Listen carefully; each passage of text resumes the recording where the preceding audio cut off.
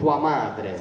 tua nonna, le tue amiche, le tue insegnanti ti rimettono a posto, cioè al posto che la donna deve avere secondo una certa cultura tradizionale, cioè ti devi comportare da donna, e comportarsi da donna vuol dire essere docile, non alzare troppo la testa, non fare certe cose, non vestirsi in un certo modo. Questa è una violenza, anche questa è una violenza, ed è una violenza maschilista, che però è tramandata anche dalle stesse donne, spesso. Anzi, spesso, quando qua si parla di matriarcato barbaricino,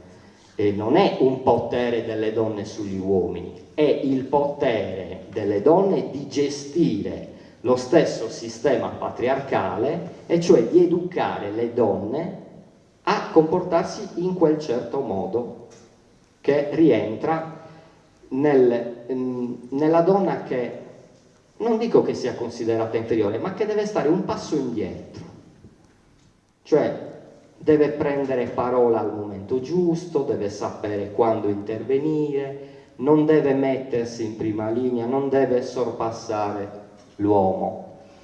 Certo, io mi riferisco a un sistema nel quale sono cresciuto, essendo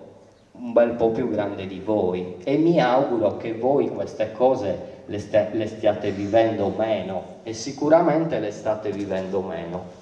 ma non significa che non le state vivendo o che non esistano più, perché un femminicidio ogni 3 giorni e ogni 2 giorni anche in certi periodi